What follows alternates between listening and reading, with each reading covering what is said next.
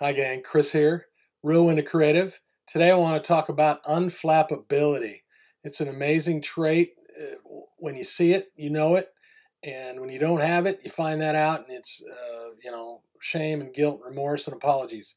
So let's talk about that. I've got a little story presented here with some examples and some people I know that have it that have inspired me. Hope you got a few minutes to watch it, okay? Thanks. Creating an unflappable demeanor.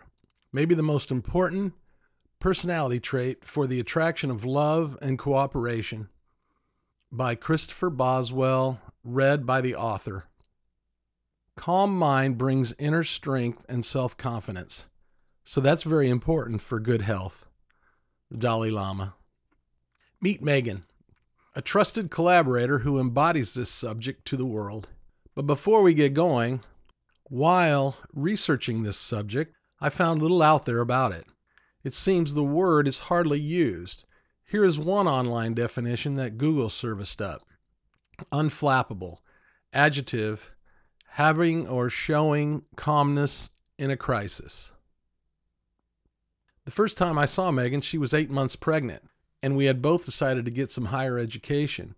We were taking a seminar on communication, and her demeanor and way of being was exuding calm. I made a quick approach and introduced myself. From there, we ended up in the same subgroup of study partners.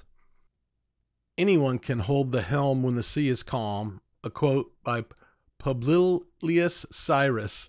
As I got to know the group, it became clear that Megan was the most comfortable person in her own skin of all the participants.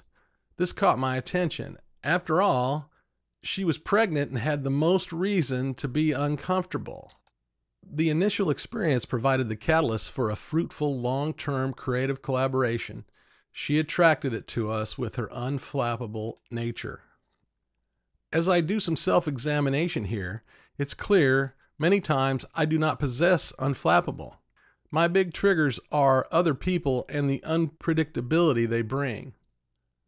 Just yesterday, a business phone call provided proof that my demeanor is in need of unflappable. I was making a courtesy call regarding an upcoming assignment in a nationwide hotel chain. It took 4 calls over several days to connect with the site manager. When we finally connected, she was terse to say the least and disputed everything I was presenting to her.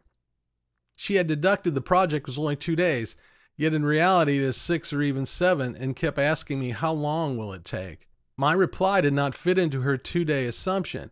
She finally deducted we could not communicate and used terms like, "We have a problem," and "Don't put words in my mouth. Then I'll get with my people to find out what is going on," before ending the call. Now I was on another time-sensitive project while making the call to her and noticed my stress level skyrocketing. My flight home was just in a few hours, and I needed to alert other people of her demeanor to ask for help. Looking back, I could have skipped that last step. Be not afraid of discomfort. If you don't put yourself in a situation where you are uncomfortable, then you will never grow. You will never change. You'll never learn. A quote by Jason Reynolds. The uncomfortable call was made on Friday with the weekend coming. The project was set to start on Monday, and I was now apprehensive and stressed out, worrying how it will go, working with her for a straight week. Luckily, I finished the current project successfully, and the lead person there commended and thanked me. While driving to the airport, it appeared I may not make the flight. Again, I noticed the stress level rise. But in this case, I was able to calm myself, realizing that if I missed it, there would be another one. No big deal. So in my head, I said, take it easy, be calm, everything will work out for the good. During the drive, reflecting on the difficult phone call, I searched for what I could have done differently to get a more win-win outcome. Something deep in me felt a fight or flight type reaction. I began to worry about the future and how other people in management for my company and our client would view this interaction. I imagined job loss and embarrassment for myself, and this led to stress and worry. Now this thought keeps coming up for me. Chris, you are trying to run the show and are coming off forceful. That does not feel like love, and people can revolt or repel. Writing organizes and clarifies our thoughts. Writing is how we think our way into a subject and make it our own.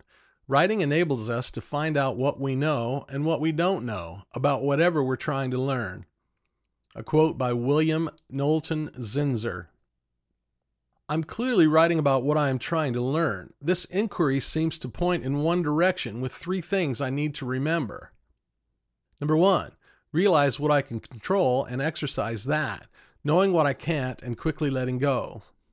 Number 2, when I can frame all my relationships as partners, I am deeply committed to them. My willingness to endure challenges increases, as does my patience. Number 3, the majority of people are good and do not mean me any harm or loss. Okay, I hope you found some value in this article. If you did, please follow the links below for more of my recent work. Maybe another will resonate. Until next time, cheers, Christopher.